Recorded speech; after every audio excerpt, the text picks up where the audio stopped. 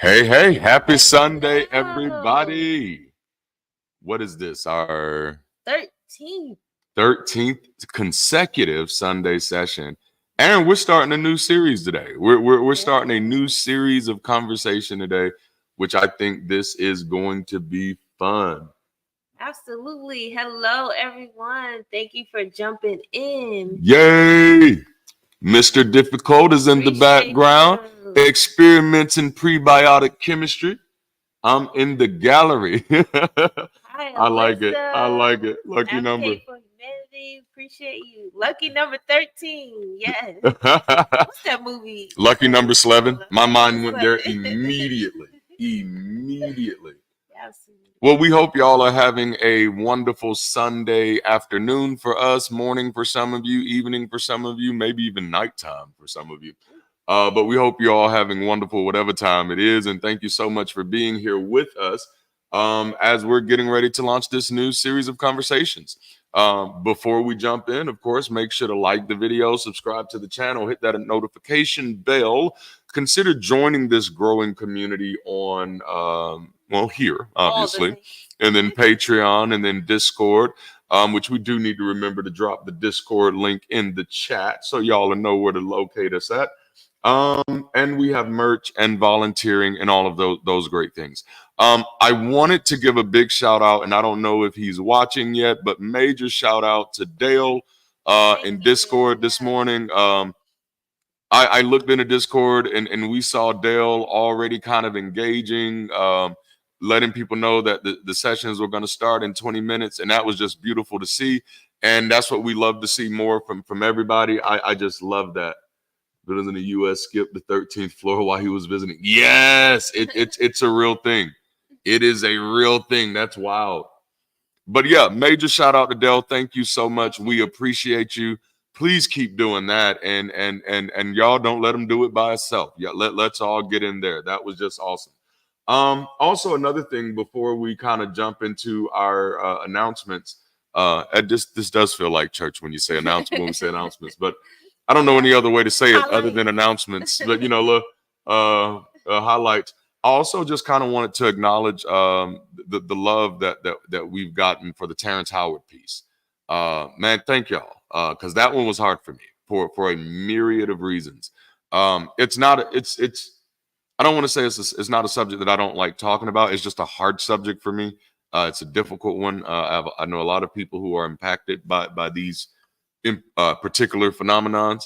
And that was a video that I literally did not want to do. As a matter of fact, because the Terrence Howard fiasco situation has been going on for a while. And I had, when it first came out, I saw everybody was doing responses to it. I didn't want to. But then when it kind of came back around, Julian Mussolino, he wrote this book called The Soul Fallacy. I'm going to look that up. But once it came back around, I was like, okay, this is something that I have a unique perspective on, and I think I'll share it. But I did it very hesitatingly, and it was actually a very difficult video to even record. And so the outpouring of love on that video and support and appreciation, I just wanted y'all to know that that meant a lot to me. So thank you Yes, all. Thank you we all. appreciate it. All right, babe, I'm gonna let you do the announcements while I look up this book. That is hilarious. That is hilarious. Oh, Yes. yes, absolutely. And as you know, we love to mention everyone that has something going on. If you haven't already, make sure you keep an eye out for all of our friends, our partners in crime who has things going on Sunday. You know, you have a few shows to watch: Skeptic Haven, Maya, Agason, Nurch is going on as well on Sundays, and we have the. You were looking for the image, graphics. yeah, somewhere, y'all. So I was getting lost these and looking are for the the book. times I don't have to. Y'all can read, okay? I don't have to listen all every time, but go support everyone who's doing something that you can attach to and support. Check out last Sunday session if you haven't already. We closed. Basically, we did a kind of like an interlude, a get to know us session. So if you haven't checked that out, go ahead and check that out as well. And let me. You want me to move it? Yeah. And also, my husband has a new book out. If you haven't heard, Christ Held Up, go check it out. It is available right on Amazon for you all to see. And it's a great, smooth read. It reads like he talks. So I love that. It's very conversational. Yes. And so you can provide your feedback. Remember, leave a review. Please leave a review. We would love to see some reviews, good or bad. Like when it comes to reviews, I don't mind honest feedback. That's right. Absolutely. And if you haven't seen the restream, we are experimenting with that on this channel. So you may see pop-ups throughout the week where it's just playing all the videos for a good old time. We appreciate those who have been jumping in, jumping out on all times of the day. So we definitely appreciate that. But we are experimenting with that. So if you see those streams go up and you'll see that restream, still support. We definitely appreciate that. And today is the day where it starts and it launches the X Pastor Call-In Show with Michael Butler tonight. And Kyle. What? We didn't get Michael. I have no clue. Am I thinking about Michael? It's the bald head. Is that what it is? Wow. No, he actually looked like Luke Cage in this picture. Luke Cage. Yeah. So Cal Butler, and you'll have Wes as a producer chiming in the background, helping out. So check out for that. After tonight, though, it will be streaming, going live on the first Thursday of every month. Okay, so only tonight it'll be on Sunday, then we'll have it on Thursdays. So have your questions ready. All right, be prepared to jump in. If you're jumping in, though, make sure you follow the instructions. Okay, we got a little bit of steps we got to do. Oh yes, to get you on screen and video. So we appreciate you all for your support. That is at 5 Central, 6 Eastern start time, okay? We also have a new time for our Sunday session started in August, and we'll keep you updated on that. We're most likely going to start about 30 minutes or so earlier. Not too major.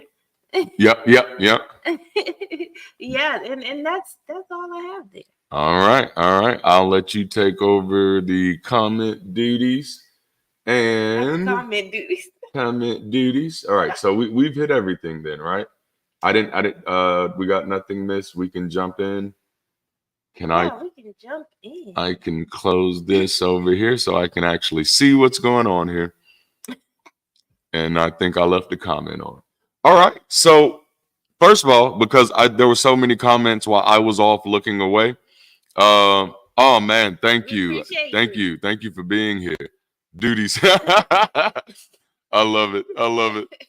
Y'all are hilarious, man. But yep. Welcome in everybody. Let's have a good time. Today we're starting this new conversation. Please don't stop the music. Finding harmony in the chaos of life, and we're starting a brand new series of conversations today with a somewhat more lighthearted and personal theme. For the next few weeks, we're getting personal. We're not talking about politics, professions, or platforms this time around. Instead, we want to explore ways that we can measure, manage, or even possibly maintain some type of harmony in the chaos of our lives.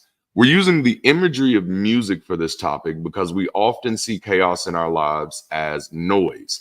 And by the end of these conversations, I'm hoping that we can all find ways to manage that noise and make some beautiful music.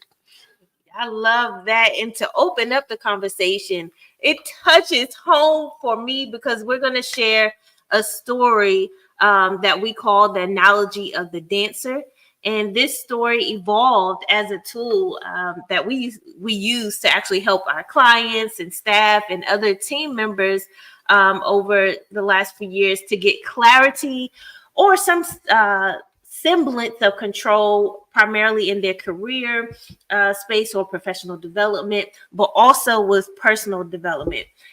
So we're going to go ahead and share that now. But we're not going to talk about it in its fullness until the end of the conversation. We're going to touch back on it. We want you to keep in mind throughout the conversation and maybe see if you can guess how it ties into the conversation. All right. So I'm going to go ahead and give an analogy for the dancer. For those who don't know, what I'm about to share with you has been actually 20 years of my life because I am a dancer. I went to school for it, started training at 6, and I've competed, performed on big stages. So really hits home. Okay, come on with it. All right. All right. And so there's a lot you can actually learn from the dancer. And we're going to tie this in as well. So consider the behavior of a hopeful dancer who receives an opportunity to be featured in a great grand performance. Regardless of the condition of life, mind, or body prior to the invitation, the wise dancer enters a transformative routine in which their transformed lives become a trustworthy witness for the gospel of responsibility and self-management. Upon receiving the invitation, the dancer immediately takes note of the date and the necessary condition for optimum performance and compares that against the backdrop of the time needed to transform their condition. The dancer uses the amount of time they need to inform the intensity of preparation using that amount of time they have. So over the next few weeks or the next few months, depending on when the performance comes, the dancer will take charge of every part of their lives that will impact physique and performance and mentality. They will restrain their appetites to align with their ambitions. They will carve time out of chaos to consistently craft their condition. They will offend relationships, neglect hanging out, and reject the need to keep up with trends or fads, keeping up with the Joneses, if you will. And all of this they will do in service of the opportunity to perform and their desire to serve the opportunity well. And as the curtain calls for the close of the performance, they will finally breathe their sigh of relief. So true. Knowing that all the work they have done and the adjustments they have made have paid off powerfully. They were able to exchange the use of their time for the ability to command their performance.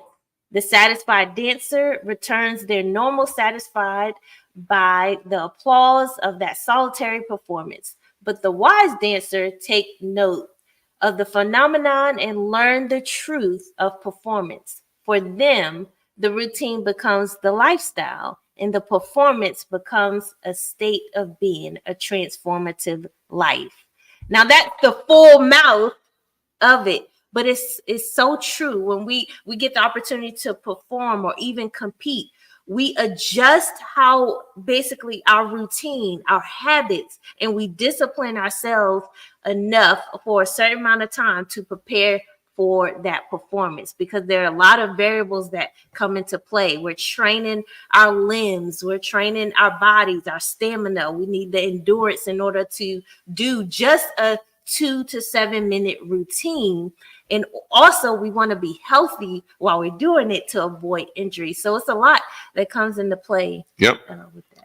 What I love about the analogy of the dancer is that it represents, especially for this conversation, I thought this was very appropriate for this conversation, because it's the dancer's life prior to getting the invitation can represent the chaos that we can often feel that our lives in, especially if the invitation is unexpected.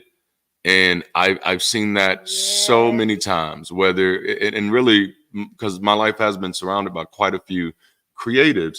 And so whether it's dancers, whether it's musicians, whether it's vocalists, you know, you can have someone who's been, let's just say, out of market for a while, you know, and you know, and hasn't really been keeping up with the latest licks and all of that stuff. But then all of a sudden they get an invitation that's really meaningful to them. You know, it means something to them. And it would always amaze me at the regimens and the routines that they put themselves through to be at that, you know, to be at this optimum level of performance or whatever that is.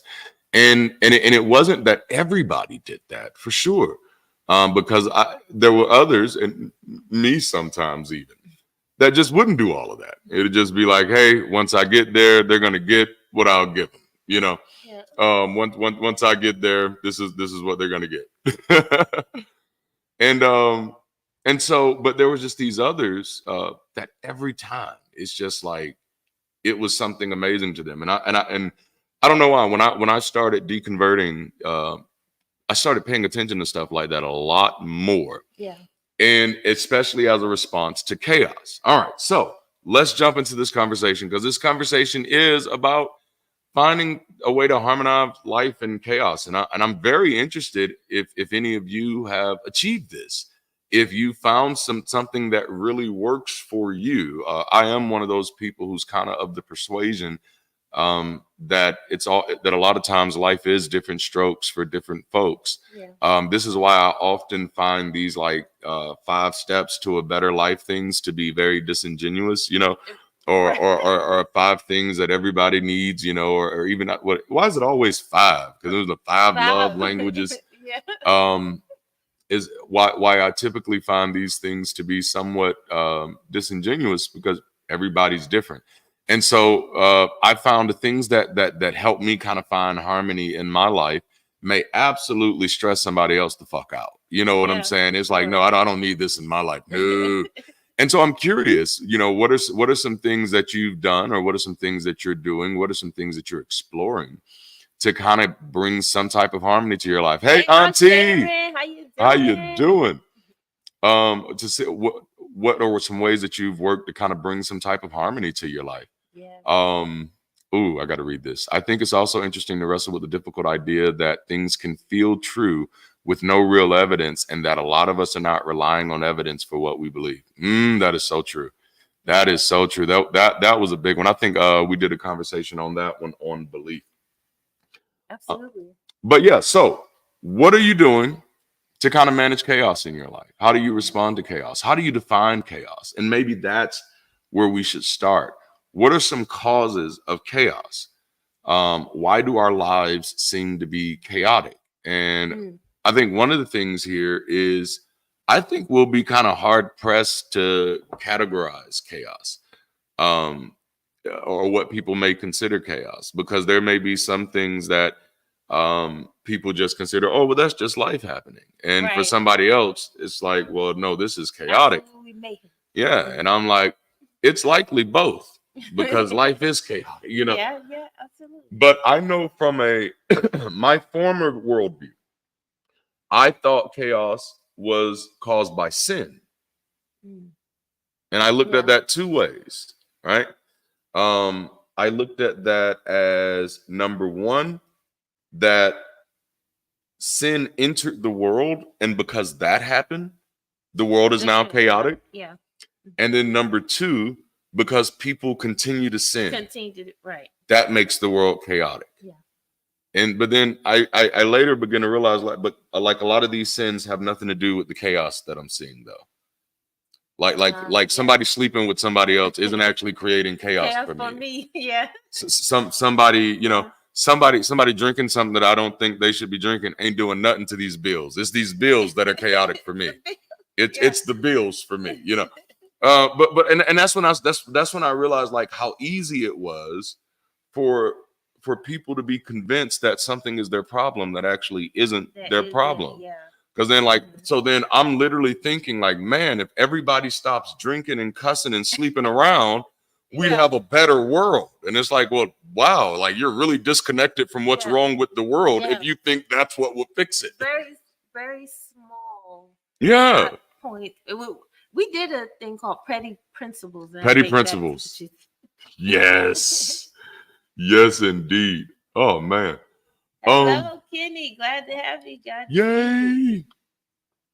There are quite a few things that you both are saying. The type of regime I am exploring is very technical thinking. Yes, I do very well in situations where I take control of my future. That was a necessity for me. It was a necessity for me. The soul is nefesh. It can die. The law about not touching dead things is don't touch a dead soul. So I agree with you. That is right. That's something I forgot I knew. I like that. But yeah, sin was a reason for me. Sin caused chaos. Also, the devil was causing a lot of chaos for me in my former worldview. And then sometimes chaos was a part of God's plan. And we see people explain it both ways. Yep. This is meant to happen. This was in your path and design, and it's happening for a reason. Oh yeah. Well, it's like in my life, because this is how controlling some churches can be. It was, God messed that up because He didn't want that to work. It was like, so God is like, it's like, oh, okay, and it's like, oh, dang. Haters was also a cause of chaos. Still a cause of haters, enemies, frenemies, ops. Yeah. It's like, it's so funny, like how we just keep coming up with new words for enemies. Yeah. It's like it was a very enemy centric consciousness, Yeah. But then another one for me, and I think this was probably the last one for me. This is the one that I let go of in 2017. That unsupportive people. Now that right? Yeah. Yes. Now all the time. Unsupportive people or uncooperative people. Yeah. That for me, and this was a hard one for me to break. And I'm not saying you got to break it. Uncooperative people may be the cause of your chaos. I don't know. I just stopped letting that to be a reason for mine. That it was no longer. But like, so if I was planning something and people didn't cooperate, that thing didn't work. You know what I'm saying? If I was trying something and people didn't support it, that thing didn't work. Mm-hmm. And so then those are true statements, but then my mind would attach itself. This didn't work because you didn't support me. And then my belief system becomes, if nobody supports me, nothing I will do will work. So the default position is not, what could I have done better? Yeah. It's not, yeah. Or even, watch this, it's not even recognizing that these people are unsupportive. Why keep wasting time with them? Why waste time? Yeah. Like, why blame people for being something that they've demonstrated that they are? When Tyler Perry say, when people show you who they are, believe them. Yeah. I spent a lot of time trying to make unsupportive people supportive. Roma's story of valor found its home. Darante, warrior, bold and true, rode to save Princess Darnaya's due. Oh, I love that. Go ahead, man. Come on with the poetry. Beautiful. So what I realized was that for me, chaos was a result back then, was a result of deviating from an established norm. Unless you're Littlefinger. Look, right? My Oh yeah, the favorite chaos Thrones is a fan. ladder. Chaos is a ladder. Yeah. In my mind, this was a perfect world. Yeah. Created by a perfect creator who had a perfect plan, and chaos is the result of not following that plan. Okay. Now my worldview is entirely shifted. I'm not saying it's right. So when I'm sharing my worldview, I'm not telling you, hey, this is the only way to see things. That's not the way these conversations work. That has been one of the best. I actually feel mentally and physically better. That's actually my biggest concern right there, because that's what I want people to understand, is that I make my stance because I've realized that this stuff is mentally devastating for people. Evil God with power untamed and shadows black, his darkness claimed. But fearless Darante fought the night to rescue her in morning's light. Oh. This is gorgeous. Like I need to add you to my writing team, bruh. Come on to the writing. Like, I said, bruh. I don't know. No, I don't know if it's bruh. Cowboy boots. I don't know. I agree, Sharon. It has been my first hurdle without God in my life. Wow, that's major. That's major. Beautiful. Now I view chaos as the default. Yeah. I view chaos as the default position of the world that I live in. That there are no plans except the plans that we make. Okay, perfect. I wanted to make sure. All right. I wanted to make sure. That is something that I am more mindful of than I've ever been before. Yeah. Because I realize, like, there are these defaults that we have, and I know, I can default to what's up, bro, what's up, man, what's up, guys, what's up, fellas. And I'm just like, even though the way that I live life, and I want to be careful with the way that I live life growing up, that you would think, oh no, that's harmless. Yeah. But it's the way that I think about things now, where I'm like, I don't have to assume anything about other people. Exactly. I can be considerate enough to ask. Dude also. Yeah. Dude also works. Yes. I love it. But yeah, so because I changed my worldview has changed in that manner. And you've been around to kind of see that process for me. Mm-hmm. I think I realized at one point, I was like, a part of what I see as chaotic is me having these untested, unrealistic expectations of how the world should work. This was me. Yeah. For my life, because I was so disappointed with everything. I'm like, dang, these people won't do nothing right, and blah, blah, blah. And then I was like, maybe I should stop responding to the world the way that I think it should be, and actually start paying attention to the way the world is, and figuring out how I want to navigate that. Same. I definitely had to, because I would go through life treating it as I thought it should be versus how people were responding in reality, or acting in reality. And that's a frustrating life or battle to deal with. Yeah. I think that was something I realized one time, is that people who had the same belief that I had were following different rules than I was. Mm-hmm. Yeah. Like I had some people who we believed the same things, but they didn't believe it in the way that I believed it. So so we both believed that God was gonna take care of us and that God was gonna, do things, but they believe, no, I got to map this thing out and navigate this thing through. And so we're praying, we're both praying, but I'm praying and just trusting God, and they're praying and trusting God isn't going to get in the way. Yeah. Praying and doing. Absolutely. Yeah. Man. Some action. Oops, hold on. Where'd it go? There. It's right there. Have you considered working with Mandisa? Mandisa is a close friend of ours, and we are actually working on a major event next year with Mandisa. So yes, indeed. Stay tuned. And I have appeared on In the Cut, so please go find that episode and support it, along with some other episodes. As a matter of fact, this is a great opportunity to give a shout out. Yes, the dialogue is so nice. That's what I'm talking about. And that's to me, because this is you please understand, this is a part of my commitment to kind of undo some of the damage that I was a part of doing.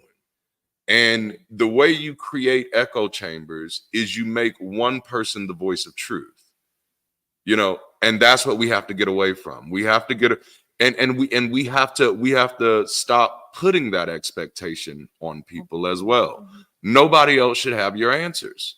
They can have some things that can be helpful for you, and in that way that I don't want you, I appreciate that you all value what we say, but I hope you understand that we value what you say. Like, we interrupted a whole session last week to have a conversation with one of our members here, because we value the conversation. My thing is, the church wasted so much of our time because when we could have been figuring stuff out together, we were so latched on, well, what does this person say? And whether this person was actually qualified to be a voice on that topic just because of the fact that they had the title pastor meant that they were the expert. And that is dangerous. That's how you create a climate that we have. Ooh, Mandisa. No, oh no, not the singer. Mandisa, what is Mandisa's last name? Thomas, right? Thomas. I felt like I was gonna say Mandisa Good. Who am I mixing? Megan Good. Megan Good, Mandisa and Megan Good. Okay. But Mandisa's with Black Non-Believers. If you have not looked into the organization of Black Non-Believers, please do. Which is actually where I was going. They had they do In the Cut every other Saturday on their channel on YouTube. Yesterday they had Dr. Anthony Penn from Rice University. Dr. Anthony Penn is one of the most beautifully minded brothers out there when it comes to having a balanced conversation about. He's an atheist. He's a humanist. But in a way that I've mentioned that I am, he's also an advocate for religion without superstition. But check out their conversation yesterday, where he does a much better job of walking through it than I do. I am trying to get him as a guest on my channel. So hopefully that will happen. All right. Okay. So we open this conversation up kind of talking about chaos after coming from the analogy of the dancer. I've shared a little bit about how my worldview has changed on chaos, how I used to see chaos as a result of sin, wrongdoing, and just, there was a perfect world and then sin messed it up, and that's how chaos got here. Everything was perfect, and then chaos gets here, sin gets here, and now everything's chaotic.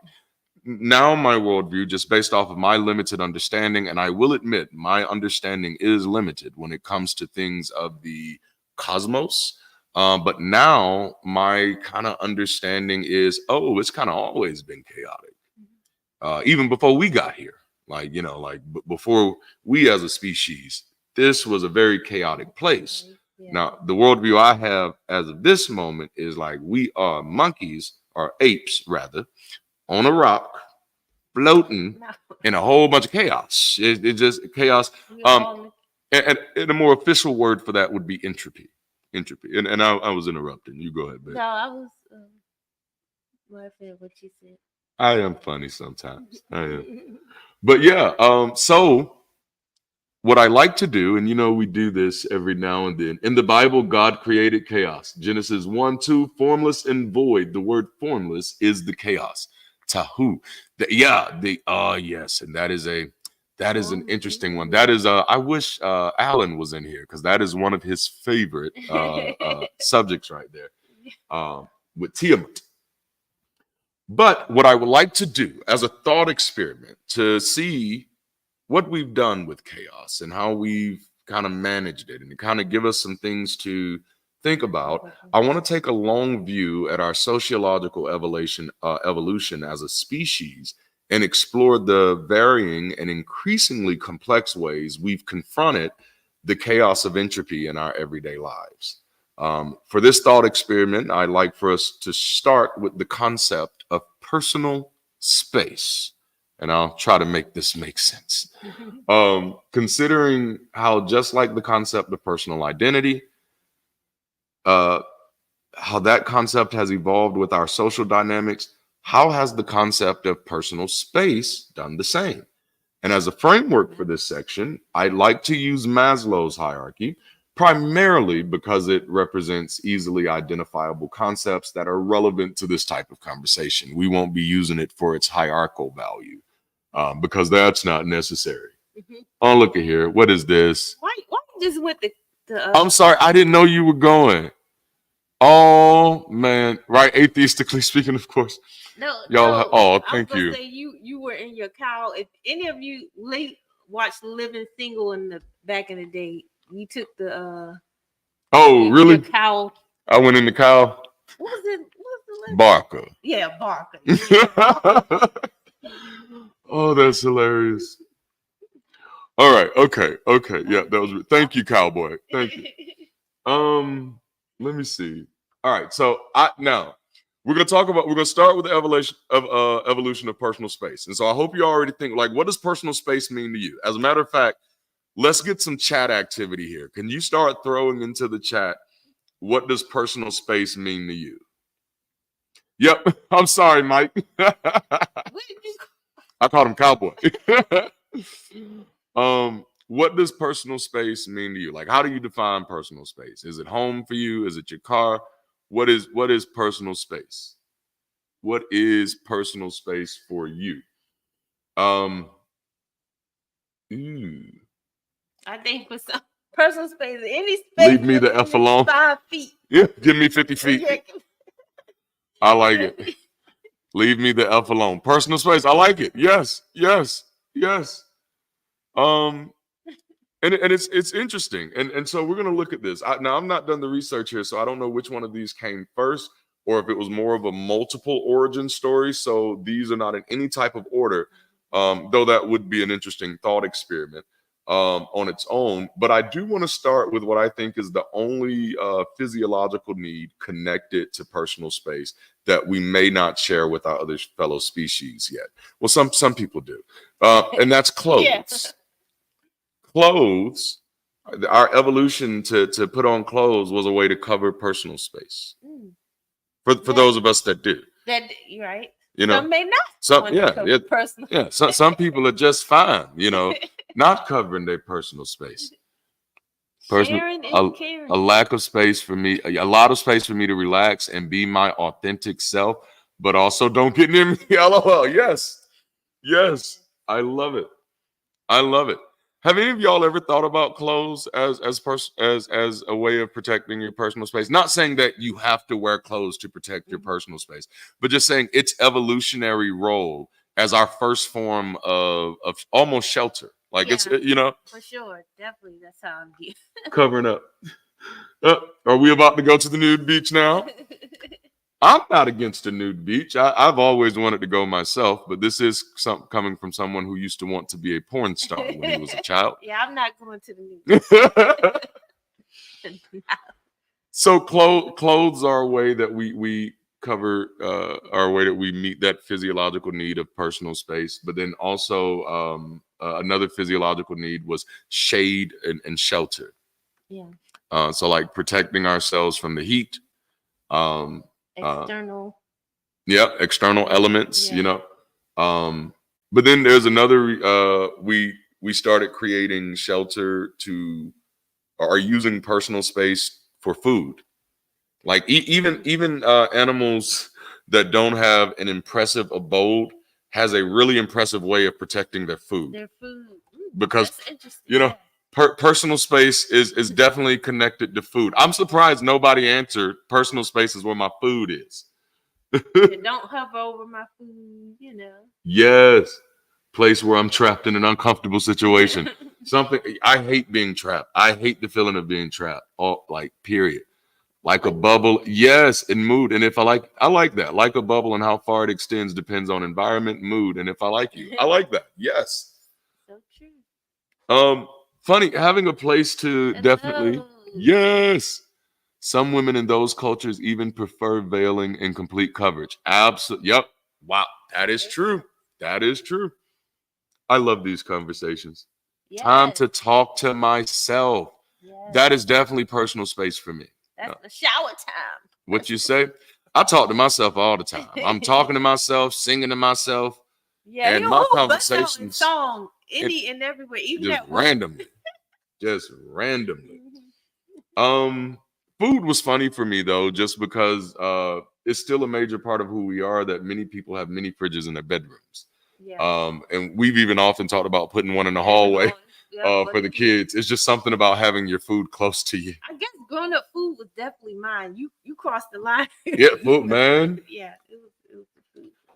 Another reason we kind of create space or want personal space for ourselves is for reproductive reasons.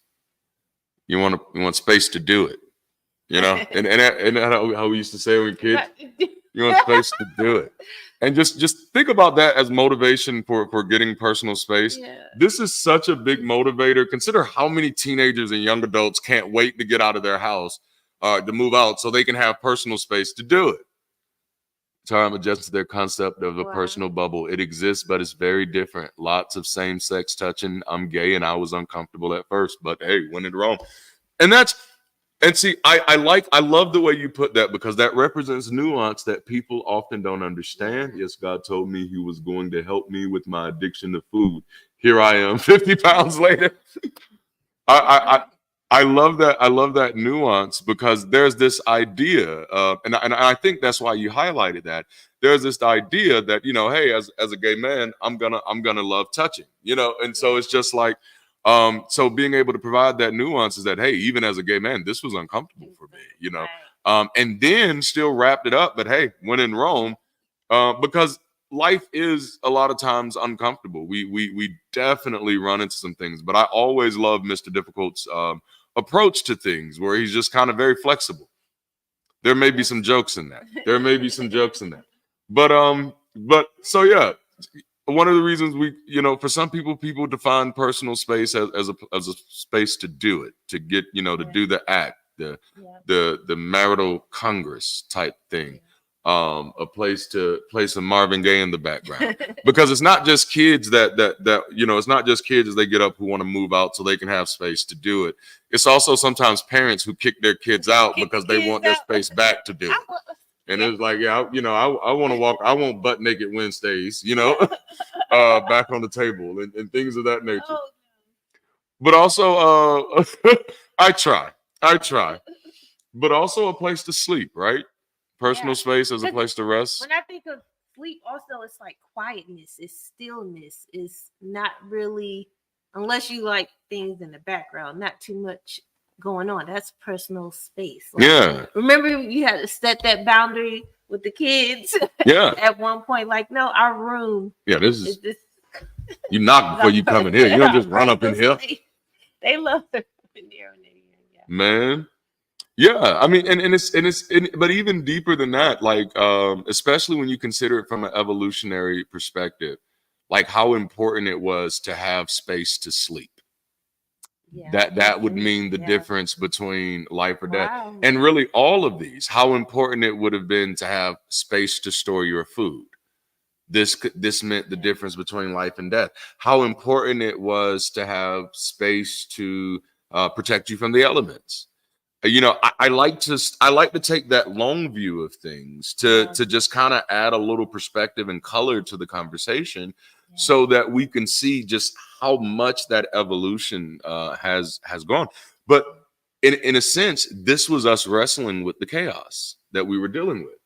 Because if you imagine, I wanted to use this because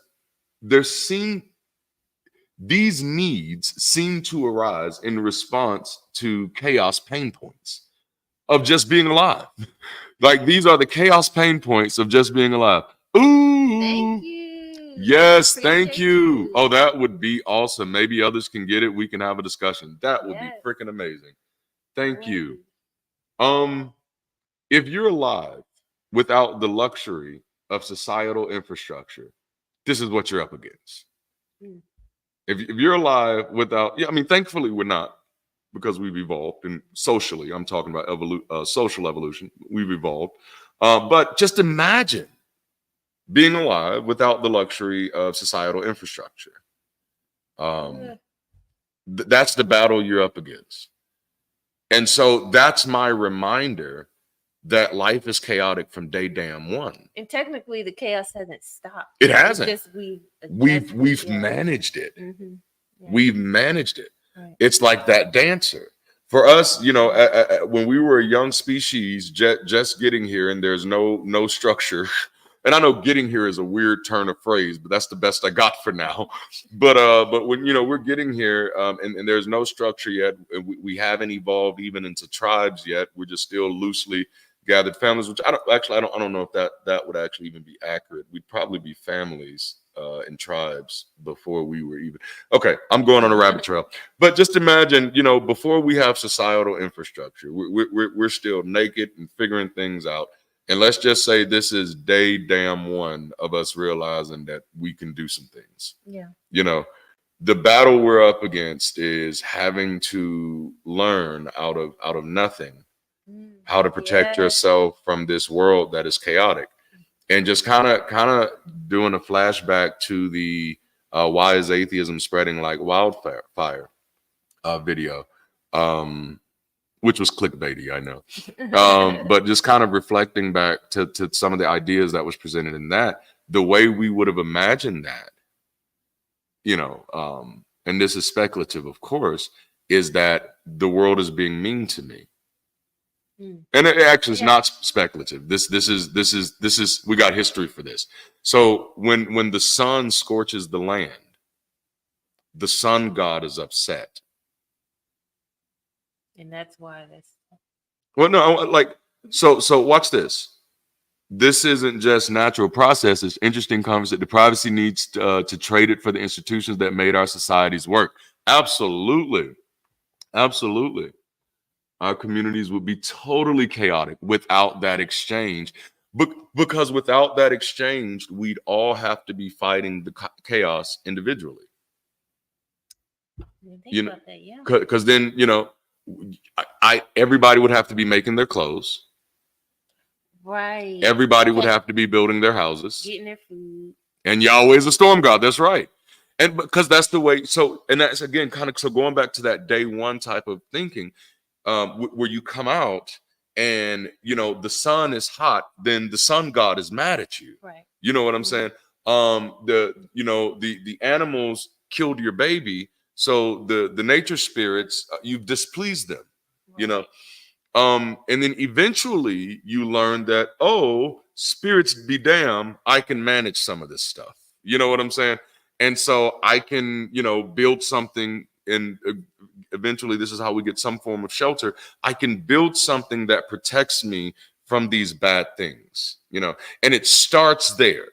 But a part of that becomes almost embracing a reality that these bad things are going to just kind of like keep coming. Like I can't stop the hyena from eating my baby if my baby's exposed. Like in them early days, even now, like if you can't stop the hyena from, so you start saying, let me find a way to reorganize my world around me to my benefit. So kind of working in cooperation. Well, yeah, but it's more self-management, managing the world around you.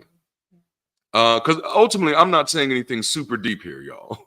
What I'm just simply showing is that there was this time that we had to move beyond this idea that the sun is being mean to me and figure out how to protect ourselves from the sun. Yeah. And this was, and I like that idea because that's often our response to chaos in our lives is something is being mean to me.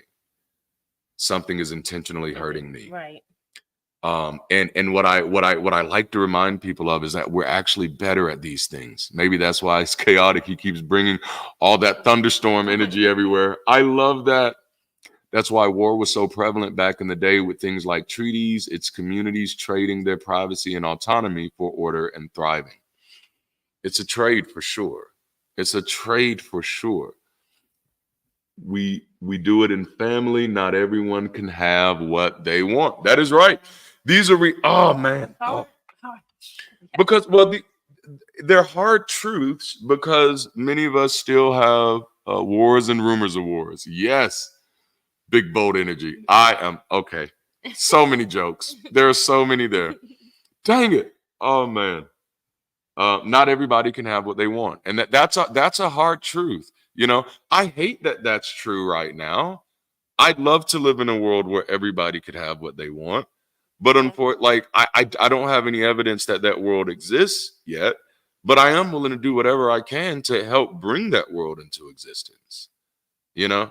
But in order to be willing to do what it takes to bring that world into existence, we'd have to already know that like it doesn't exist now. That's the only way you be. Yeah, yeah, for sure. Oh man. Yep. Sharp edges are dangerous. Oh, there's so many jokes there. I'm not gonna do it, but there's so many jokes there.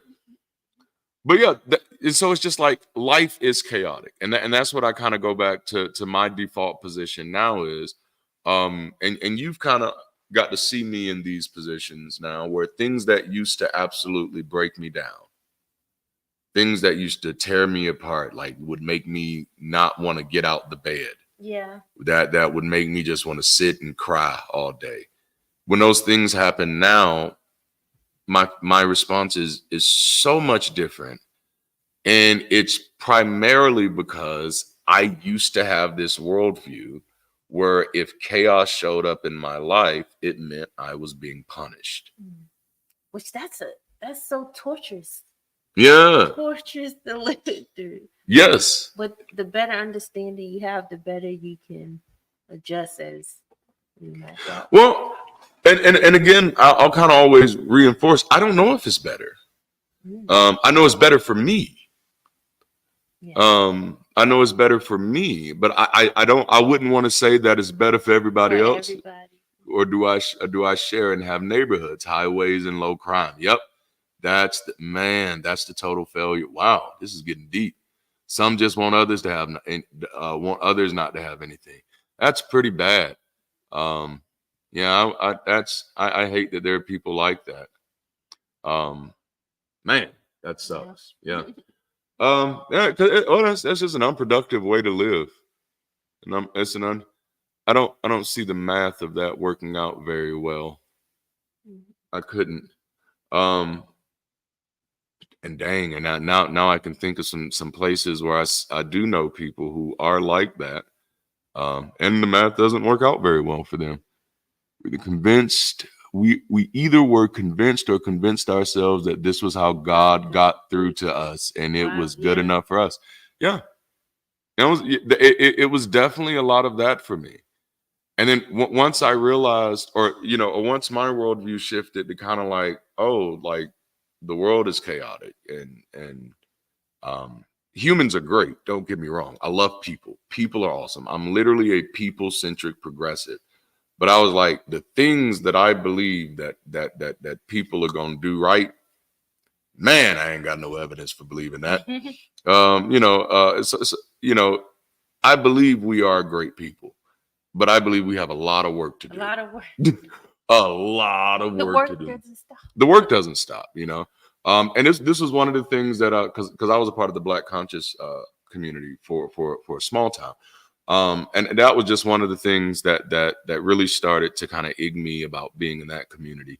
It's just like, hey, just saying we all kings and queens don't make us all kings and queens.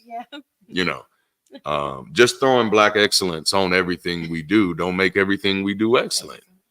And so I don't know if y'all can tell about me. I'm not a real fan of tokenism. In any form, whether someone's doing it to us or whether we're doing it to ourselves. I like results, but I like results because I see the lives impacted by a lot of this stuff, and so I don't want to be one of those people offering false hope, and that's what a lot of things did become, and that really grinds my gears. Warfare is real for sure. Yes, growth does not stop. Just look at plants. Yes, come on now. Preach. Are we counting on Chaos Agent Yahweh to craft responsibly? Right? You mentioned wanting to curl up. I want to do that every single day. Lots of head problems. Yeah. I say this though, coming to channels like these, let some of that steam off, internally screaming as I process. Yes, beautiful. Beautiful.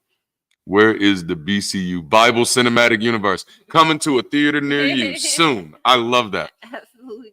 Working through me to turn the other cheek while the others abuse me through the perpetrator. That's right. Oh man.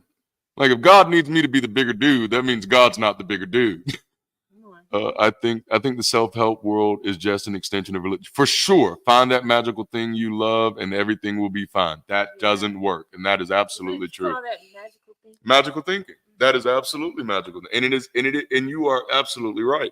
It's superstition by any other name. And there is a lot of it, which is something that I do kind of actually addressed it in the Terrence Howard video. I don't think there are any shortcuts, you know? And I think life was so hard for me at one time because I really believed that life was supposed to be easy. But the evidence, what you just outlined here with personal space and how we evolved from shelter, clothes, heat, getting food, sleep, survival, shows that nothing happens. Right, yeah. Like a place for us to sleep and rest wasn't provided to us. And okay, now, and this is the disingenuousness of sometimes religious talking, because like, and you'll see it in my comments. Well, like people say, like, who do you think created you? Like, do you know how disingenuous that statement is when I know my mother, I know my father, I know my grandparents, and I actually know quite a bit of my legacy. I have to skip over a whole lot of people to get to your pre-drawn conclusion. But it's not just that, you know, that's a really aggravating one. But there's a lot of people that use the language, well, who do you think put a roof over your head? You know what I'm saying? And the sad thing about that is we don't realize how dehumanizing that is. When you say, who do you think put a roof over your head? Who do you think kept the roof over your head? You are absolutely dehumanizing the people who had to spend their work capital paying those bills, you know, spending their labor capital paying those bills, and you're ignoring the skills, expertise, engineering, and architecture that went into somebody actually building that, and is therefore actually separating you from the idea. Really separating you from the idea of how things work. I did, Rich. I did. Man. You realize that having boundaries and standing up for yourself isn't being selfish. That's right. That was, oh man, boundaries. Man. Oh, thank you, Kenny. Thank you. That one was hard for me. Man. Woo. You said it. I didn't. But it is that's what lets people like Billy Carson, Myron Golden, a lot of these motivational speakers that are like literally, man. And I know it's not just my community that they're doing it to, but they're running our community's rush hour. You can read it, babe. I'll pause. I'm sorry. No disrespect to my grandma, but when she said, I gave you food and shelter, I was like, hell, you did. You did that for the dog too. I know that's right. Oh man, they simply reinforce the magical thinking. Oh my goodness. And I know it because at one point I was trying to help a group of my friends find some things on YouTube because they were really looking for some things to learn more. And so I started going through things and I was like, holy crap. There's a lot of stuff that looks good but is really fluff. And not just fluff, it's very damaging in the fact that it distracts you from things that you could actually be doing. And so like, it's like anytime somebody tells you to follow your heart and you think that's good advice, like, I'm just like, what? Hearts? You don't follow hearts. No. To quote Carl Sagan, someone asked Carl Sagan one time, just give me your gut answer. Give me your gut answer. And he says, I don't think with my gut. And it's like, we have to stop taking these mental shortcuts because that's how people are taking advantage of us. Oh, that could be a video, right? Yeah. And, people say, oh, just follow your passion and it'll lead to where you want to go. I'm like, no, that's not how the scientific method works. Yeah. Okay. You can have a hypothesis that if you follow your passion, that it will take you wherever you want to go. All right. Now let's test this hypothesis. Let's test it. Oh man, my landlady, as long as I paid rent, so me too, I guess. Shelter protects me from the storms sent by the storm god, right? There is no such thing. We just had that conversation recently. There is no such thing as common sense. We calmly don't know a damn thing. And this is what I try to tell people. That's the position of intelligence. Please, you know what? We will. Damn it. That is the position of intelligence. The position of intelligence is not asserting what we know. Yeah. It's understanding what we don't. And actually knowing what you do not know and knowing what others could not know is one of the best ways to protect your ass from being scammed. Yeah, you know who's lying. When someone says, "Oh no, this will do this," how do you know that? Like that's the position. To me, that's the position. That should be the default position of intelligence. Is mastering knowing what I don't know and not giving myself permission to pretend to know those things. That's part of personal space. That is a part of personal space, right? Yes, gotta control it, man. Yes, it's because it's when you know what you don't know, you're more graceful. Like I remember 2014 when I was going through my deconversion, one of those things that I was thinking about, and this is in the other book that's coming out before the end of the year. But I went through this situation where my church had hired 2 apparently gay men. Yes. 2 apparently gay men. And the first apparently gay man that we hired, the people responded. I lost like 46% of my congregation after hiring him.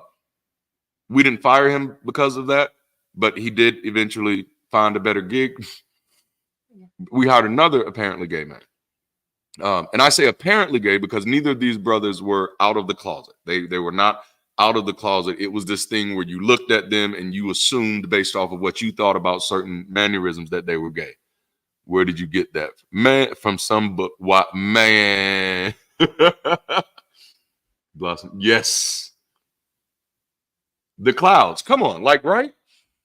And so the second one we hired, to me, he was more apparently gay than the first one, but for whatever reason, there was no negative backlash. We didn't lose members after him. As a matter of fact, the church really seemed to love him. And we were a very progressive church when I was a pastor. I was one of those pastors, come as you are, but you won't stay as you are.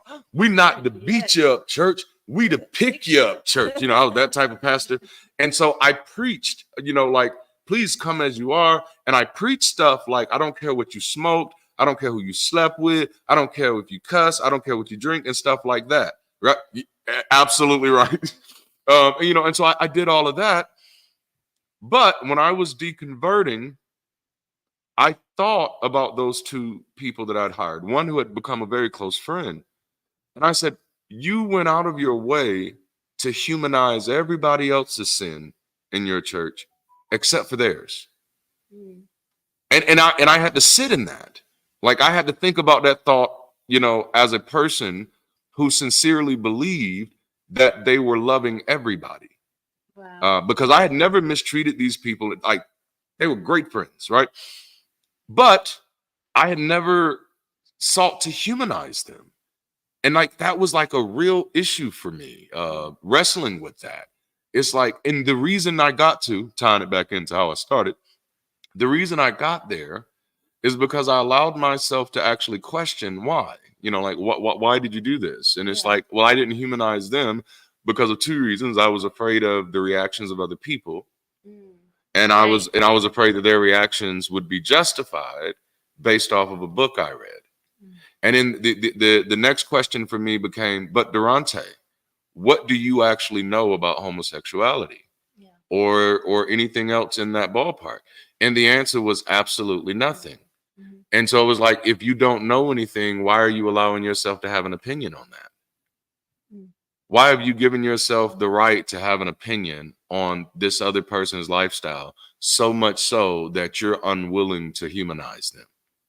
You're willing to love them and pay them and treat them like a friend, but you won't extend that extra dignity and grace of saying that, you're welcome here too. Like you're willing to do the act, but you don't want to say the words.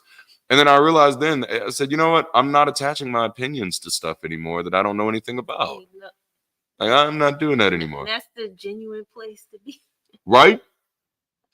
But at the same time, accept and know the man. Yes. Some of us think science is bad.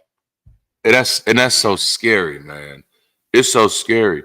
And that is some of the nuance that yeah, babe, Oh, I wish people who pretend to know science would would do do that. that. What you say? Tell the Man. truth. I love it. Yes, I had the same thought Mm-hmm. process because of Christianity. Yes. Never, Caricatures. yeah, a group. Okay, not at all. Not all the Not stereotypes fits. Yep. Like I have zero fashion sense.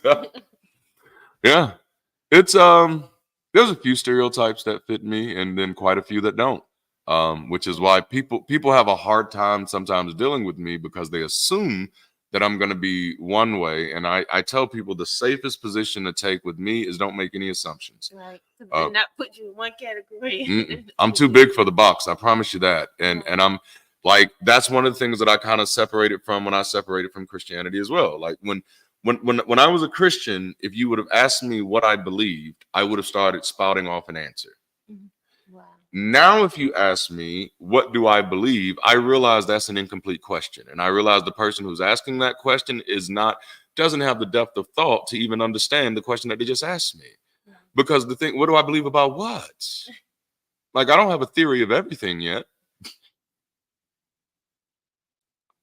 And learn about a Learn about people people or or a a group, group. but also know the individual. And, Absolutely. that is such a difficult challenge. That's one of those things. Walker speaking. Yes, Absolutely. You're absolutely, man. That's beautiful. It's this thing of realizing that nobody has to fit my expectations. They don't owe me Yes. that.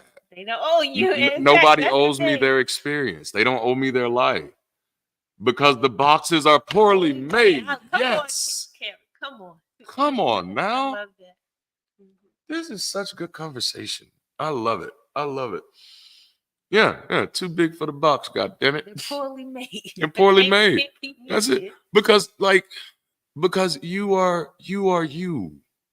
And nothing about me or my experience changes you or your experience. I can have some ideas and I can have some stuff, but the aftermath or like the afterbirth of leaving these type of superstitious environments is this thing of just not letting people be people. Yeah. One of the things that helped me with a lot was reading discussions on what the word normal was intended for in science. Yes. Man, this is some beautiful stuff. And that there is no single person on earth who checks all the boxes of whatever normal is. So you can't. That was the how the No, human no, conversation. no. Yes.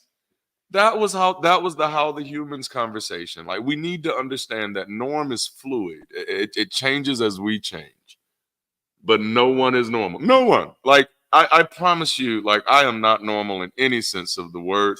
And truth of the matter is I don't even want to be You don't normal. want to be. I don't want to be. This is good stuff.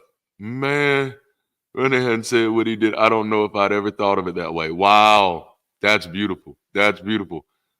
I found Jesus. You need to find a storm guard in your life too. I love Mr. Difficult. Oh man. I have noticed in my short 30ish years that we have gone from don't label me to people willingly finding boxes to put themselves in. Almost going backward in that regard, I think. Absolutely. Oh man, it does amaze me. I think I may have shared this with y'all before, but we did this thought experiment with our children years ago, where I, sat them down in front of a rug, a carpet, and I said, "What is that?" And they said, "It's a carpet," and I said, "No, what is it?" And they said, "It's a rug," and I said, "No, what is it?" These are the labels that we've used to give us the shortcut of being able to say it easier. But this is actually something that is much more complex than one word could ever truly describe. And that's how most things in life are. That's how most people are. So I can choose a label that may give you a good understanding about one thing about me, but it still doesn't tell you who I am. So I may one of the labels that is accurate for me is an atheist, but that doesn't tell you anything else about me. Yeah, and And just to think, we are made of complex systems Yes. already. So to think that we will be so this or that, Yeah. it doesn't even fit. Like when you think about all the things that goes into just being a human and all of the things that goes into existing, all of the things we're responding to, all of the things that we've survived, all of the things that we've experienced, there are complex, there's so much complexity there that to me, just the idea of thinking it should be simple is superstitious. Right. You know, like having the idea that this should just be easy, and I'm like, I don't see ease anywhere. And the word for me that comes into play is the should. Yes. Like shouldn't be a word in here, because how do we know? We're technically new. Yeah, we're born here. We're we late. don't know what should or shouldn't be. We late to a party. Oh man. Oh, you got dessert to bring. Oh man, he's getting a text. Thank you for being here with us, Richmond. We appreciate you. Your contribution has been highly valuable. Thank you. Enjoy the party. And man, like I will send you my address if I can get some of that dessert. Some of that food. Yes. Oh man. See the chaos. It's so many things going on at one time. Yes. So I just thought about labels. I'm still struggling with the Christian hypocritical concept of some, but not all labels. Can't say I'm gay according to some, but other labels okay. Yeah. It's a very interesting thing. And so ooh, that sounds good. Banana pudding pie. Okay. I'm a banana pudding fan. I am. Now we are enemies. Wow. This is hilarious. I love y'all. I'm a trier. No matter how terrifying or anxious, I make sure my choices are well thought and balanced. Then I try. Win or lose, my character wins by my accountability for my actions. Love that. That is beautiful. That's a friend of my mind right there. It was clickbait. It was. It was, Steve. It was. Oh man. I have learned how to use the art of YouTube. I have learned. Oh man. Okay. Staunchly believe that sometime in the 2030s there will be a one world government and it won't be governed by humans. Ooh, what are your thoughts on AI superintelligence? I have many there. Many there. I think labels can be really helpful. Yes, I think of them less like a box and more like a signal. I wish we treat them that way. That would be a lot easier. Got you on in the car. Awesome. Yeah, this is beautiful, man. This is beautiful. But yeah, it's the different ways we manage chaos or started managing chaos. And I think the thing that may be disappointing for all of us is that since we've been managing this thing, since we've been here, it's not gone anywhere. Chaos doesn't seem to go away. Right. One way I've said it, and I hate saying it this way, but it's almost like managing chaos really just seems to be moving the problem or changing the problem sometimes. Yeah, because I was going to think, is it more chaos now? Is it more chaotic now? Yep. The same fellow still not okay with the gay label. I think the reluctance is telling. Absolutely, yes. Actually, a pretty common thing if you read about popular musicians who pioneered a genre, a common thread of most of them say, I don't make X, Y, or Z. I just make music. That's it. I love it. I typically use labels as file tags, and I don't let them tell me what's in the file without reading. Yes. You are spinning gold today, Carrie Ann. Come on now. Yes. Oh, my goodness. Because we see that all the time. Yeah. It's just that I always had a thing for snakes. Look at that. That is funny. LOL. I love it. But yeah, so we kind of managed it. Did I keep these in here? I actually didn't mean to keep these in here. So I will skip this part in the notes. But the point is, the big point is we actually know how to manage chaos, and we can do surprisingly well. And that's kind of why we open up with the analogy of the dancer, because whether you're a dancer or creative or anything is irrelevant. We actually all have things in our lives that something happens that motivate us to optimal performance. Yes. You know, for the dancer, it's the invitation to the performance of a lifetime. For somebody, it may be getting an invitation to interview for the job of a lifetime. Right. For somebody, it may be just having this realization one day that, oh, my kids are really important to me. The children, right. But we all have ways that we find something to do. And it's not always, and this is why I wanted to use the dancer, because that same dancer who will go out of their way to pull everything together and make everything work may not do that with any other part of their lives. That's true. Yeah. You know what I'm saying? Even though you have you've already demonstrated that you have the capacity yeah. to manage your life in such a way to get what you want out of it. You can't control everything, but you've already demonstrated that you can manage your life in such a way to get what you want out of it in this aspect. Why not consider doing that in another aspect? It may not work for every area of your life. I don't know. But that's kind of what the analogy started helping me realize, is that chaos is manageable as long as it's manageable. I mean, the moment that it's not manageable, I'm likely dead. Yeah. And so then it's irrelevant. Yeah. So as long as I'm alive, chaos that interrupts my life, I'm going to find a way to manage it. You may find new ways to manage depending on the circumstance. Right? Yeah. Like, anybody remember your first time playing video games? Like my first time, like I thought I'd never be good because my cousins were so good. But a part of them being so good, let's be real, like, watch this. Part of them being so good is that their families weren't as poor as mine. Their parents was poor too, but their parents weren't as poor as mine. So it ain't just they had time to play. They actually had a game system to play on. You know what I'm saying? So my only times to play were when I could go over to their houses, and they have this competitive advantage of they play every day after school and every night, when my aunt is, doing whatever. I almost told too much in that story, huh? But they're playing every day and they're doing all that. And then I only get to play when I'm over there, but I'm measuring my ability to win by my performance against theirs.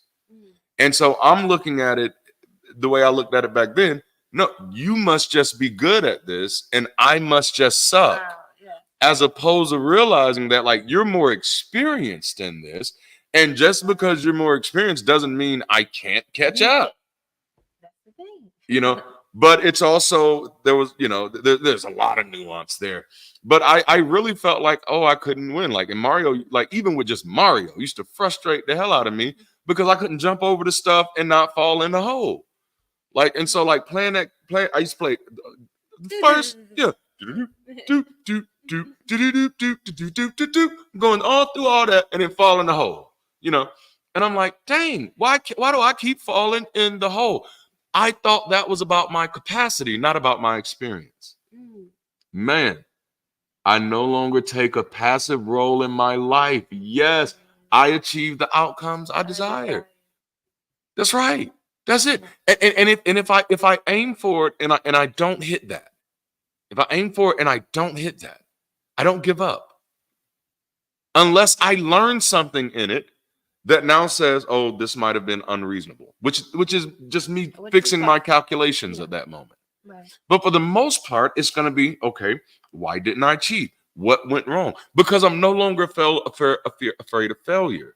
Because going back to what used to be my default view about chaos, because I no longer believe or identify chaos with sin or the devil or God punishing me or God sending me a message, failure has also left the plate as something for me to be afraid of. Show me Bible reading. That's how it works. Ooh, that is funny. That is hilarious. Was the Little Mermaid for Nintendo. That is hilarious. Would you two be interested in doing a comedy video discussing some of the more hot political topics in a humorous way? Providing solutions for some of the frustrations that happen in communication. That is not a bad idea. Recalibrate instead of praying. Yes, sir. Absolutely. I achieve the goals I want. That's right. And this is why I'm such an advocate. I found fighting for communities who have great secular view shows. Ooh, can you suggest some? Because that'll give me some ideas of some things to play with. Because I like that idea a lot. But that is definitely something that I think y'all can kind of see has been what my deconversion has been for me. My deconversion for me has been like, holy snap, I can do some stuff. You know, I can do some stuff. I don't need God to do it for me. She's gonna send them. Yes, sir. Thank you. Thank you. Yeah, like I can do some stuff. But then the mentors, historic, like ancestor mentors that I gravitate to, that was a lot of their messages. Mm-hmm. You know, that was the message of Frederick Douglass. Frederick Douglass was like, I'm not waiting for anybody to give me freedom. I'm gonna take it. And like, please, which book do we have? It's called the autobiography of Frederick Douglass, isn't that it? The narrative. The narrative. Okay, I'll be right back. He's gonna get the book. We actually have a lot of books, both physical and in the digital library. So please get this book. Do we have this one in the digital library too? I'm almost positive we do. We should. I will check if anybody's interested in this book. If I have it in my digital library, I will give you the link. We have thousands, literally thousands of books in our digital library. Not a lot of new ones. There are some new ones there, but please get this book. If you're ever wondering about why I think the way I think, it's because of people like this guy right here. One of my favorite quotes from Frederick Douglass was, "No man rides my back unless I've been down to let him get on it." And I've lived like that since I was a child. I had a talk with my little sis last night, and she felt attacked because I was telling her that she's doing a good job caring for herself and not some sky daddy intervention, and she was upset, kind of. Man. Wow. The thing is spiritual. Yes, detriments of religion and spirituality came up in a discussion of that. Natalism. Wow. Because almost you're not allowed to see your own, that you're. Because a major part of and these are the things that I do try to highlight. A major part of the foundation of the belief system is that you are broken. Mm-hmm. Beyond measure. That you are desperately in need of a savior. Mm-hmm. That you are incapable of helping yourself. That all of your righteousness is as filthy rags. Wow. That is incredibly dehumanizing. God is a woman in politics for bitches. There were two excellent shows. Okay, I've got to find those. For sure. Oh, man. So we've used this analogy of the dancer as a creative way to reimagine our dance with chaos as an opportunity to perform. And again, I am in no way saying that everything is going to be within your control. That's not my view. I kind of do approach things from a spectrum of influence. There are things that I can influence. There are things that I can control. There are things that can influence me, and there are things that can control me. And I just try to be mindful of those things, you know. And again, and I don't know if there's a magical answer to no. I can pretty confidently say it's my intellectual side that makes me not want to say I know for a fact there's no magical answers. Right, because we're going absolutely. Yeah, like I don't exist in those type of realms, but I'm pretty damn sure that there's no magical solutions no time soon. Things could change. Yeah. Things could change, and I've even shared that with some of my friends with some of their ideologies. Hey, the world could change in such a way where the things that you want to happen may be the norm for tomorrow. Right. New information comes. But until it's there, work hard. Right, man. Not some raggedy ass sky daddy. That's right. Not raggedy. I mean, God is personified as a woman in several passages in the Bible. That's right. He's actually called the multi-breasted God in a few places. Love the caps. I ain't mad at it at all. Me, myself, and yes, deals with extreme right, left harassment and how to grow as an individual and changing for the better. Ooh, I like that. Caps and flare and glitter. And glitter. I love it. And though this analogy kind of paints the picture of an upcoming performance, we like to take a more reflective approach and invite people to think back to a moment in life and explore ways that they may have restructured their lives to achieve some outcome, and see if there's something in that you could likely duplicate in other areas of your lives. And the biggest point that we normally drive home with this one is how can you utilize information to improve or modify your life's outcomes, and how can you adjust the flow of information to achieve those outcomes. I like working on every front that we can work on, and so the more people who can find a way to help themselves, definitely the better, because then that means the more people we have able to help other people. Because there are some people who can't. That is a reality. There are people where the challenges are so significant that without a helping hand, it's going to be, really, really bad for them. There are other people who have, I'll just call it privilege. And I'm one of those people. The privilege of having the capacity to figure it the fuck out. and just that resilience, because resilience isn't a given either. And that kind of goes back to that how to human conversation, is that everybody's not going to have resilience. And will comes into play. Yes. Desire for that comes into play. Yes, absolutely. Okay. I love it when you can make the more aggressive issues and make everyone laugh. Yeah. Laughter helps, and the stage has been an avenue for human understanding longer than the Bible has been a concept. That is so true. Ooh, that is so true. Man. I got to check it out. So we'll end this conversation today with nutrition. And I know that sounds like, okay, well, how do you get to nutrition? But see, there's the table dancing, everybody. We started with the dancer and we're ending at the table. Table dancing. We did it. But nutrition. Because what I find, or what I've shared, and again, this is not something that you have to agree with. This is just what we kind of have shared with other folks. I kind of loosely define nutrition as the practice of intentionally managing input and activity based on personal needs. And so when we think about nutrition in the more established sense, we think about diets, right? We think about typically dollar bills, y'all. We typically think about this idea of having a health goal that you want to get to, whether that health goal is lowering blood pressure, or cholesterol, or losing weight, or getting a six pack, you know what I'm saying, or losing your man boobs, whatever it is. You typically you take on you all have a good week, man. Appreciate you. Thank you. But you make a change in your life that is a change to both input and activity to modify your outcome, and I remind people that we can do that I like to remind people that we can do that with information as well. I don't know if we are always as aware of how information impacts us as we should be. I did a video and I haven't published it yet. And I was thinking about not publishing. I recorded it last week. But I did a video on Hilarious World of Depression. I like the name of that. I did a video on my voice and where my voice actually comes from. And it wasn't just my voice, but it's also my voice, a little bit of my thinking, my demeanors, my intonation and stuff.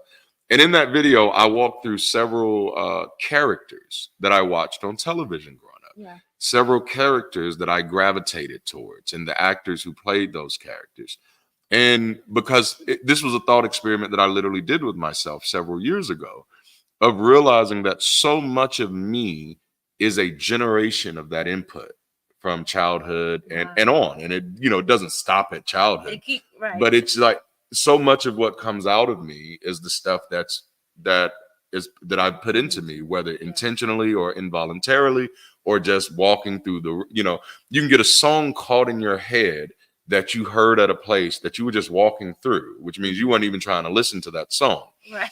And so much has impacted who I am from those things that have that I've exposed myself to.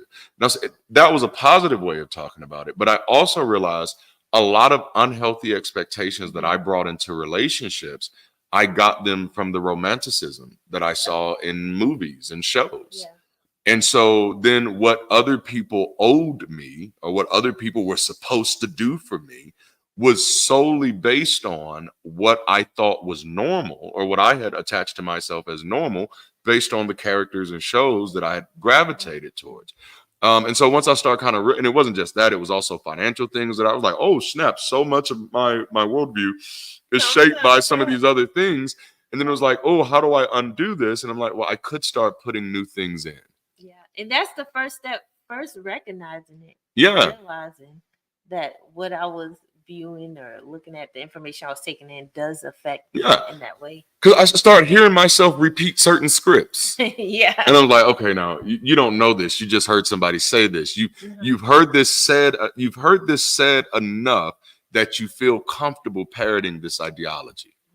That doesn't mean that this is because the way that you should find what you should expect from somebody else in a relationship is you talk to them. Yeah. you don't take what you saw on television, So so I definitely intentionally changed the flow of information. Doesn't mean I don't watch things that entertain me, but I did start challenging some of the things that I was entertained by. Like I started asking myself questions like, why am I entertained by this? Like, why do I find this entertaining? Yeah. Like a lot of the people I know are more like, well, you can't help what you're entertained by, and maybe it's true, maybe it's not. But for me, I was just like, my life is not where I want it to be. So you had to make I had to make a choice. I had to make the adjustment. Change your habits. My life, chaos was killing me. You know what I'm saying? It was killing me. Chaos was killing me. And now chaos ain't going nowhere. But I definitely put myself in a little bit better, communication. Like you just talk. But I want us to realize like that's what leads to a lot of the chaos is wanting to just assume. Yes. It's wanting to avoid having to ask the other people. Yes. It's just wanting to be safe. And no, the TV said I should do it this way. Dr. Phil's book said I should do it this way. The Bible says I should do it this way. And it's like all of that is a way of is a way of trying not to get to know the other person. Yeah. And that's not a really great way to engage when you could just say, hey, if we're building a relationship, what do you want to bring to the relationship? What do I want to bring to the relationship? And are those things that we can agree on doing as opposed to just saying, well, no, every true relationship is supposed to work this way. Right. Yes, it's my time. I love y'all, which we are wrapping up. But just to conclude, I think managing chaos starts in my view. We're definitely at church. In my view, I think managing chaos definitely starts with managing nutrition. Yeah. And that's what we saw in the analogy of the dancer, is that the dancer changes their life to meet the outcome. Yes. When I enjoy one in life, playing games and puzzles are yes, but absolutely, yeah. Yes, I love it. The athlete in general. Yeah, athlete in general. The goal seeker, and it's just people. Like we sometimes we can figure out how to do some amazing things, and I think sometimes we don't learn from ourselves.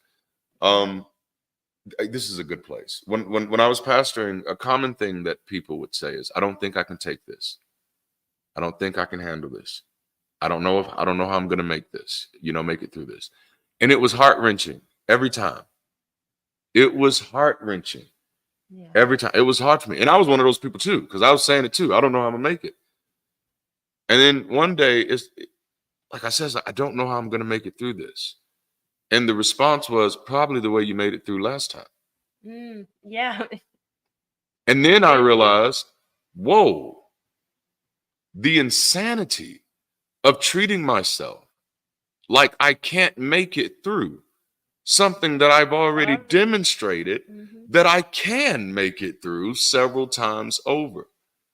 And then so I even began to realize that my responses to feeling overwhelmed were still tied in a lot of ways, or my responses were tied in a lot of ways. A lot of times I was responding that way because I thought that's what it meant to be human. And so, because remember, that's what we say, right? When something, I'm human, Mm-hmm. you know, and What so do you expect? me breaking down when things didn't work out right, or I felt like, no, it's my human response to cry. It's my human response to be upset. It's my human response to be disappointed and to be demotivated, you know. And so then I realized, I'm like, well, actually, I don't actually have a reason to be disappointed here. Mm. And it's like that was almost like a light bulb for me, that nothing negative has happened here, and it was just like it was only negative, going back to that default view of chaos. It was only negative because I had attached sin, the devil, or God to the other side of this, or for some, just that the universe is looking out for me and I may be somehow deviating from what the universe wants me to do. Man, some people refer to it as dating yourself. Yes, finally learning who you are, man. Oh my goodness. And giving yourself permission to just be that too. Yeah. The expression is so freeing and stress reducing, in my opinion. It is. It is. This has been like, there's so many things I want to say on that. Because it really is. That's the thing. Like, I'm hyper productive. Y'all hear me talk about that a lot. You don't hear me advocating for everybody to be hyper productive. No. If you want to, sure. We'll work well together, likely, if you're hyper productive. But the point is, we just have to figure out who we are and be comfortable enough in being you that you don't need nobody else to vicariously be you for you. And this is often how I feel when we talk about other people. It's like, why do you need that other person to be you? Right. You know what I'm saying? Yeah. Like people say, if I was you, I wouldn't wear that. Well, you're not me. You're not. Exactly. If I was you, I wouldn't have said it that way. That's why you didn't say it. You know? Yep. That's it. Hypo. I love it. I love it. I love it. Man, this is good. Okay, we got to close this thing. Next week. Yeah, let's jump into that next week. So next week we're gonna continue this conversation of Please Don't Stop the Music, and we're gonna be getting into some musical chairs, and then jump into council culture and game of songs. We're gonna have the play on words there. You see how it connects. Game of songs. Yes. When you play the game of songs, you play or you die. No, that's not it. It's you win or you die.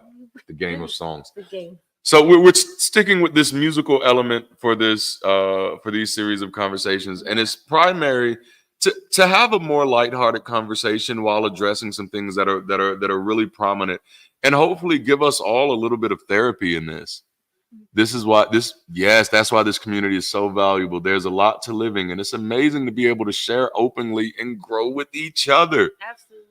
Oh, that I don't feel guilty for every little thing. Man, there goes me being in the background. Definitely felt that. Oh my goodness, yes. I love that. I love that. On my phone this time. Oh, I love y'all. Well, it's a whole party over here, man. These Sunday sessions are an entire vibe. Oh man, sorting all of that out has been taking up my time lately. That's a key thing for me too, because I don't know if y'all know, I can be a beast in my comments sometimes. But the reason I am like that is because I used to be so apologetic about how I felt and feel like, I don't want to say the wrong thing. Mm-hmm. And I used to feel guilty just for thinking like me, and partly because I grew up in a family who literally tried their best to make me feel as if I was demonic or something. When I thought, why would you think that? It's just like, oh, okay, so that's inappropriate. And you start shielding almost like a dog who feels like you've done something bad. And it's like, okay, I don't want to do that anymore. But now I'm just like, nope. Someone had made a comment, and I'm sure the person didn't mean any harm, but they had made a comment on my Facebook this morning about the ex-pastor call-in show, which would be this evening. And they said, well, why did you put your show? I love your content, but why did you put your show on the same time as the Atheist Experience? And I responded to that, and it was just like, okay, well, actually, I'm gonna go read it. I'm gonna go read it because I don't want to misquote myself. Too good for that. Don't need to be Don't misquoting misquote myself. yourself. Not myself. But my response to that, I got too much stuff in my way. And I gotta find her. I hate being on Facebook, man. It's hard to find the actual. Being on it on this computer. Here it is. Yoink. My response was, I hope you understand that there are many variables that go into planning an event like this. You want to know why? It's because that's the day that the time works for my team and guests. For future reference, please resist the urge to police my schedule. If a time doesn't work for you, it just doesn't work for you. There is literally a note that says the show will be streaming on Thursday starting in August. And that was literally in my post. And so years ago, I would have toiled over whether or not to send that. Oh, is that mean? Is somebody going to think that's not nice? And I'm just going to be like, they didn't toil that hard when they made the question, so I don't have to toil that. I'm just going to respond, and that's what I did. It's justified, right? Oh man, you're doing in the world. You're on the right track, even when you made mistakes, because you're going to make sure. That's beautiful. I do love that. Pretty sure we all pissed off, rightfully so. Yes. It goes better next time. That's right. Make sure it goes better next time. That's it. That's it. Keeping it moving. Keeping it moving. Keep on trucking, baby. That was who was that? That was Eddie Kendricks from the Temptations. Eddie Kendricks. Okay, so we're done. We're done. We did next week's. Okay, thank you for joining us for this week of Sunday Sessions. Consider joining us again next week. Perhaps bring a friend. Do all the liking, the subscribing, the notifying, and the leaving the comments of the stuff and all of that. Consider volunteering. Major shout out to Dale for being active in the Discord this morning. You have no idea how much we appreciate that. Obviously, if you're interested and able, we do like to make that caveat. If you're interested and able in financially supporting the work that we're doing in the community we're trying to build, we've made it easy. You can do so through super chats, purchase merch, or through any of the links in the description below. But I do want to remind you, if giving is here's the thing. I don't make this caveat. We don't make this caveat just to say that we made it. I am being 100% serious with this. Financially, things are difficult for people.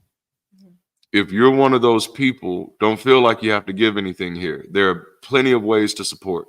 You can support by sharing. You can support by commenting. Even watching, you're supporting. You can support by volunteering. So please don't do that. I'd prefer, just like as they say on the planes, if the plane is going down, put your mask on first. Put your mask on. We love you too, Nancy. We love you. Carrie. We love you. Mr. Difficult, Coco, Kenny, everybody. And we are going, because we've kind of gone over our time, we're just going to paste all the forms in the chat. Yes. Y'all know where they are. If you're interested in volunteering in any of those ways, check out some of those forms. And yes, some of the forms may be redundant. I'm not going to lie. But I don't have the bandwidth to figure it out right now. And we're going to throw the Discord link as well. Yes. Hey, Gary, thank you, man. Thank you. Bless you, bro. I said bless. Oh, yeah, I do say bless, though. But thank you so much. Ain't nothing wrong with bless. I'm blessed to be a blessing. Bless his heart. Bless him, little heart. Blessed to be a blessing. That was the thing, man. Like, oh, God, we said that so much. Awesome sauce. And, of course, please don't forget to join us this evening for ex-pastor call-in show. We will be going at 5 p.m. Kyle will be on. Central time. 5 p.m. Central time. Absolutely. Kyle will be on with us. This is our first time doing it. So please show up. Show up and be willing to call in, because that's what's going to make it work. All right, y'all. Y'all have an absolutely amazing day. We love y'all. And until next time, keep rising. And until next time, be the bridge. We'll holler.